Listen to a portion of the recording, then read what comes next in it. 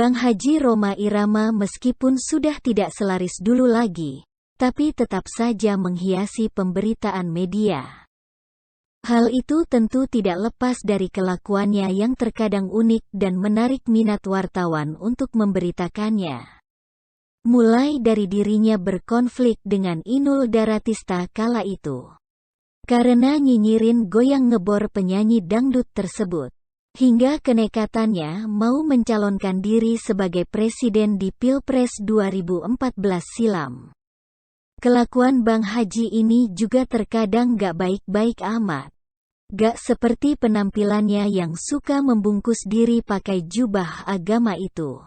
Di Pilgub DKI 2012 lalu, ia secara terang-terangan memainkan isu SARA dengan memfitnah Ibunda Jokowi non-Muslim. Tapi lucunya, ketika dipanggil oleh Panwaslu DKI kala itu, ia malah menangis terseduh-seduh. Termasuk juga ia tidak mampu mendidik anaknya dengan baik, seperti lagu yang diciptakannya. Contohnya Ridho Rhoma, putra bungsu Raja Dangdut tersebut 2 kali masuk penjara karena kasus narkoba. Padahal sejak dulu kala Rhoma sudah mewanti-wanti generasi penerus bangsa agar jangan sesekali mengkonsumsi narkoba. Melalui lagunya yang berjudul Mira Santika dan Narkotika, apapun jenismu, tak akan kukenal lagi dan tak akan kusentuh lagi walau secuil. Gara-gara kamu orang bisa menjadi gila. Gara-gara kamu orang bisa putus sekolah. Gara-gara kamu orang bisa menjadi edan. Gara-gara kamu orang kehilangan masa depan.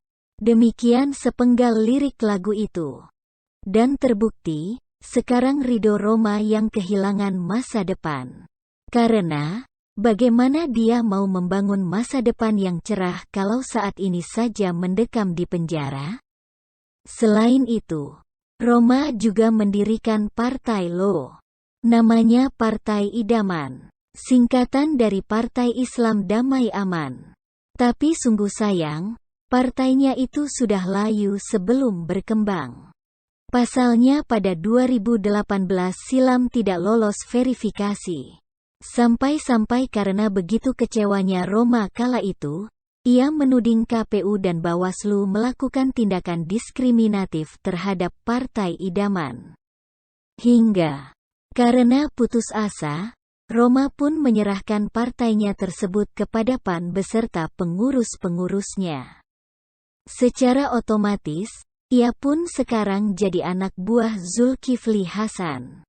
Nah, untuk membangun partai meskipun gagal, mempersiapkan diri bertarung di Pilpres dan mengurus anak yang tersandung kasus narkoba 2 kali tersebut tentu membutuhkan biaya yang tidak sedikit. Menurut hemat saya, Rhoma sudah menghabiskan uang miliaran rupiah untuk mengurus itu semua. Sehingga mau tidak mau kantongnya bolong. Sedangkan permintaan manggung bisa dibilang sepi selama masa pandemi COVID-19 ini. Jadi, tidak berlebihan kalau pentolan Soneta Group itu dibilang lagi bokek sekarang, alias dompetnya lagi tipis. Terbukti, ia pun berusaha cari duit lewat jalur lain.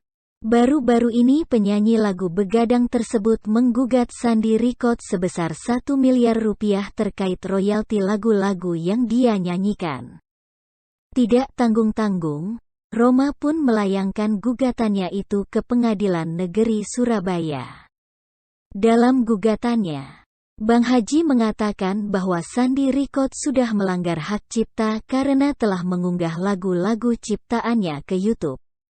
Untuk lebih jelasnya, berikut isi gugatan Rhoma tersebut. Mengabulkan gugatan penggugat untuk keseluruhan. Menyatakan bahwa tergugat telah melakukan perbuatan melanggar hak cipta sebagaimana diuraikan pada posita angka 10.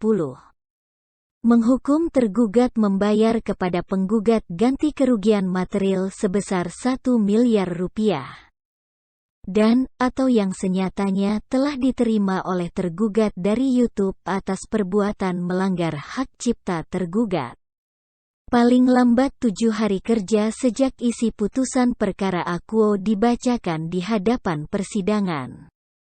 Menghukum terlapor untuk menyampaikan permintaan maaf kepada penggugat atas kerugian imaterial penggugat melalui 3 media massa terkemuka di Indonesia.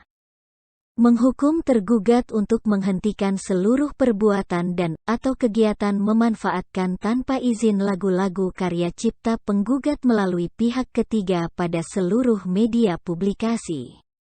Menghukum tergugat membayar uang paksa kepada penggugat sebesar Rp1 juta setiap harinya apabila penggugat sengaja dan/atau lalai menjalankan isi putusan perkara Akuo. Menghukum tergugat membayar seluruh biaya perkara Akuo. Cukup sadis bukan isi gugatannya? Dan kalau seandainya gugatan itu dikabulkan, pasti akan bikin Sandi Rikot repot serepot-repotnya. Karena ada banyak banget permintaan dari Bang Haji Rhoma Irama tersebut. Tapi, apa jawaban majelis hakim? Menolak gugatan untuk seluruhnya. Sungguh terlalu. Tidak hanya itu saja. Rhoma juga dihukum untuk membayar biaya perkara sebesar Rp539.000. Lalu, kenapa gugatan penyanyi lagu Perjuangan dan Doa itu ditolak? Karena royalti yang dia perkarakan sebenarnya sudah dibayarkan oleh Sandi Rikot, yakni sebesar Rp500 juta.